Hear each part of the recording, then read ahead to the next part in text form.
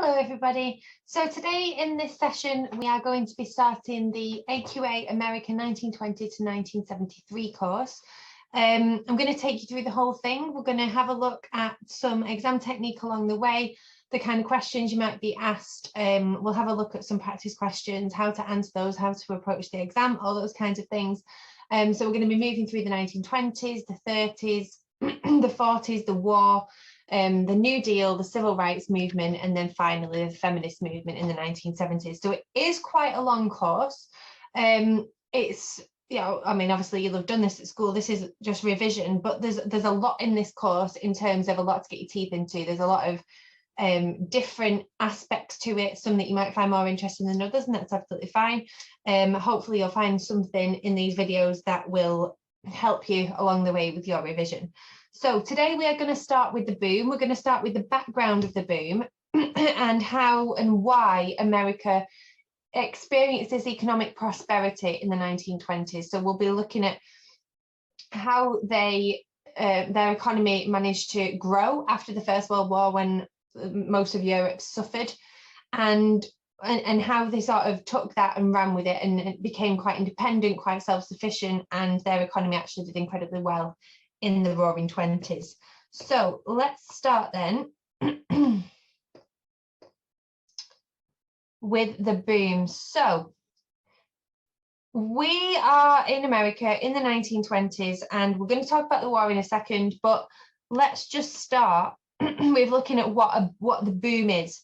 So a period when the vast majority of businesses are doing well. Okay, so sales are going well, people are making money, sales are high, wages are on the increase. Now we'll come back to this quite often when we're looking at the 1920s. Wages are really, really important, and you might think, well, if people are being paid high wages, how is that going to help business? But it's all about the cycle of prosperity, which I'm sure you're familiar with, but it is a phrase that should be coming up again and again in your mind when you're thinking about the 1920s.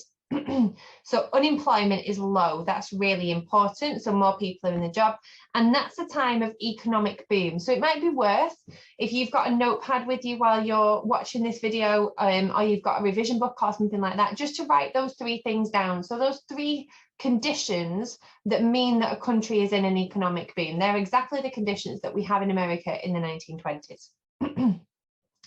So there's not a one reason, there's multiple factors that this happened, and we're going to have a look at through those now. So the First World War. The First World War broke out in Europe in 1914, and America adopts a policy of isolationism. Now, America doesn't join the war until much later, and what that means is that, first of all, before they join the war, they're able to supply the countries in Europe that need food, they need weapons, and they're therefore selling, and they're getting a lot of money back from those countries.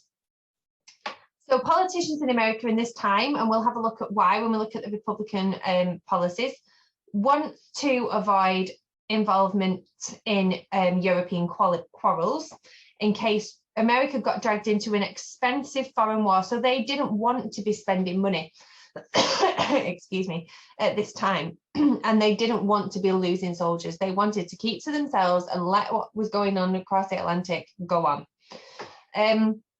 So they stayed out the first 2.5 years of the war, and it allowed them to prosper, as we've just said. They only joined in 1917. So American banks loaned money to Britain and its allies, which was used to buy food, weapons, and equipment, mainly from the USA. So if we just draw out how that works, so if we look at where the money's going, so the USA lends money to the allies, we'll just put the allies for now, who then give that money back to the USA, okay, by buying things. So here we've got a loan, here we've got sales, okay, and here there will also be interest. So they'll be earning money back through giving them the loan by loaning them the money, and then they're also giving them the money back, and they can obviously make money from the profits of what they're selling. So they're making a lot of money from the allies through both loaning money and selling them things. So American business people become very rich, and we're going to come back to that again when we look at the inequalities of wealth. during the 1920s, we'll see how and why the businesses and business people prospered and other groups in society didn't necessarily. So before the war, Germany had been the world's leading manufacturer of chemicals, dyes and medicines, but the war disrupted this. And soon the American chemical industry was outproducing Germany's, and by the end of the war, the USA led the world in the production of medicines, dyes, and other materials, which means that they took over from Germany. So Germany obviously has suffered, and the USA, because they didn't get involved that early in the war, managed to pick up that and do really well with it. Okay, so we'll just make sure we're on, here we go. So the consumer society.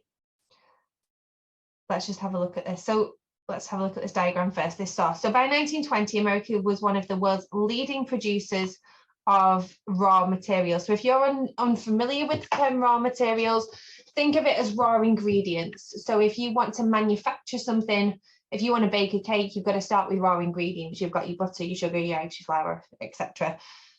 You can't make a cake without those things. So if you don't have those ingredients, you aren't going to have a cake. These raw materials, such as iron, wheat, electricity, you need them to be able to make different things. So the percentage of the world's resources made in the USA, so 30%. Now, try and get your head around this. Don't just read it and sort of just think, oh, 30%, what's that? Of the world's resources, okay? The whole world, 30% of the whole world's wheat came from America in the 1920s.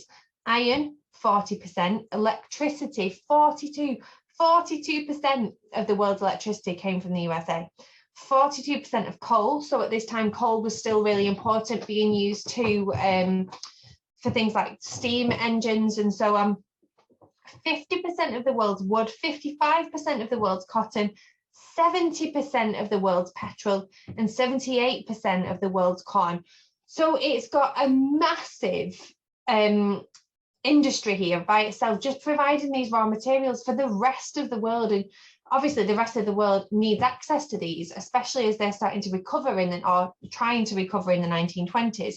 And they're therefore going to be able to buy a lot of this over from the USA. And because the USA know that they've got a large portion of these things, then they can charge high prices for it, because either you're going to buy some of USA's corn, or you might have to go and try and find it somewhere else. But you know that the abundance of it is there, so you're likely to go there for it. So the consumer society. If we think about the word consumer, think about somebody consuming something, eating something. It's if you buy something, you use it, you are a consumer. So people, if you are into shoes, for example, you are a consumer that they are going to target for the new brand of trainers. Okay. So in 1916, so 2 years into the war at this time, only 15% of American homes had electricity, but nearly 70% of homes had it by 1927. Now, we'll have a look at this in a second. There's quite a few figures in this part of the course. If I were you, in terms of revision and what you need to remember, I would pick out a few key ones that resonate with me, that I find really easy to remember, and I'd write them down as my go-to examples. I would not look at this entire thing and think, right, I've got to memorize all of these dates and all of these numbers. I would probably pick radios, and I would, because they're easy numbers, and I'd probably memorize that, and that would be my go-to example. Please don't worry about memorizing all of these statistics and dates. You need some examples to show that you're not just picking something out of thin air and you've not got anything to substantiate it. Okay, so they've got electricity, and new workers could spend their hard-earned money, so wages have gone up, as we've said, and we'll talk about that more in the next video, on a number of ultra-modern electric-powered gadgets. So things that we take for granted now that are part and parcel of our homes: vacuum cleaners, record players, toasters, washing machines, radios, telephones, fridges, irons, ovens, and much more. Now, this is a lot to do with the economic state of America, but it also creates this new way of life, especially for women, that we'll talk about later. So all of these mod-coms at the time create opportunity. They create the ease the lives of specifically women who were the home in the home. So they make things a lot easier, but because these are new, they're exciting. It's like when the new iPhone comes out, everybody wants it. Okay, everybody wants to have a washing machine. You don't want to be the only the only house on your street that doesn't have a washing machine. So everybody is going to be wanting these things, and therefore they're spending more money, and we'll see how that goes into the cycle of prosperity in a minute. So huge demands for the goods create jobs in the factories that made them. So remember, one of our things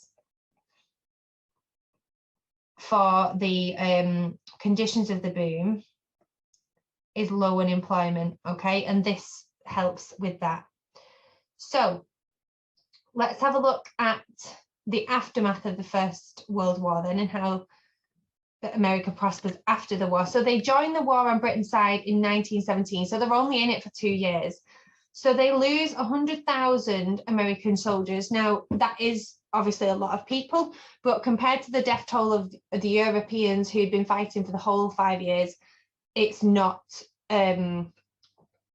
high, really. So it had a far smaller impact on America than on countries such as France, Germany, Russia, and Britain.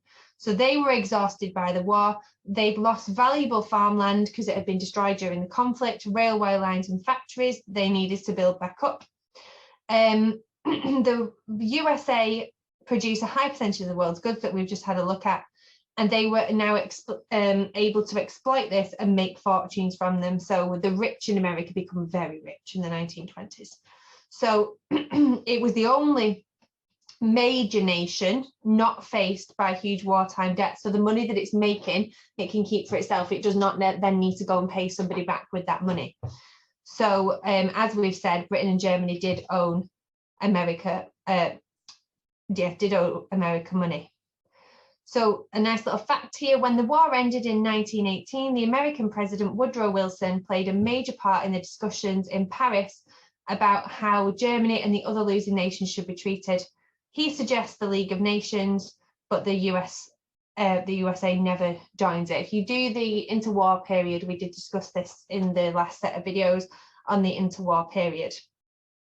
So this is a German munitions factory producing shells for the US before the end of the war in 1918. So they're producing shells for the US, British, and French troops. So now they're not only making it for themselves, they're making it for other nations who they will then sell those to, and remember, they will keep the money for themselves. So let's just have a quick look then at these figures. Now, like I said, please don't think that you need to memorize them all. So the sales in consumer goods during the 1920s. So by 1929, America made nearly 50% of all the world's consumers' goods. That's a really nice fact to remember in itself, if you'd rather remember that fact than some of these other numbers. So in 1919, there were 9 million cars. By 1929, there were 26 million. 1919, 10 million phones. 1929, 20 million phones. That's a nice number to remember. That's very simple. Radios, 1919, 60,000. 1929, 10 million. That's a massive increase in radios. Refrigerators, for every refrigerator in 1921, there were 167 by 1929.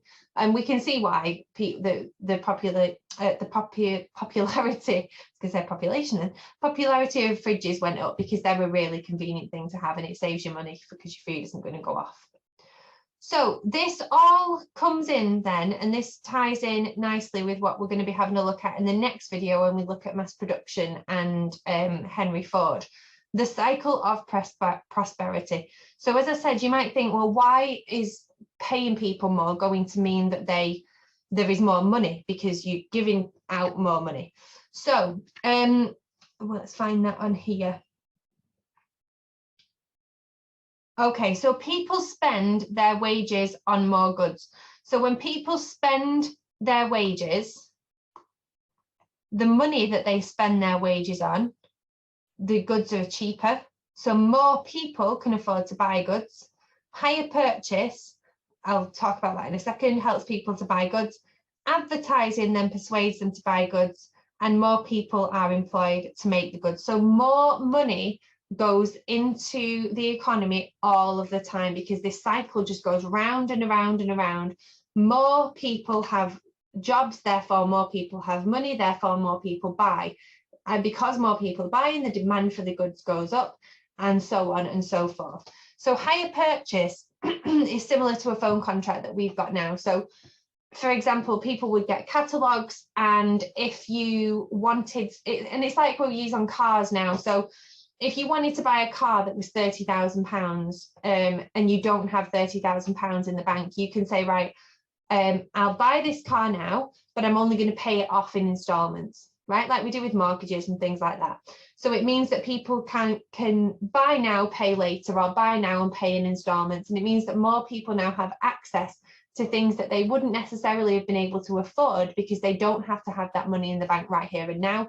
They can pay it off as they get paid.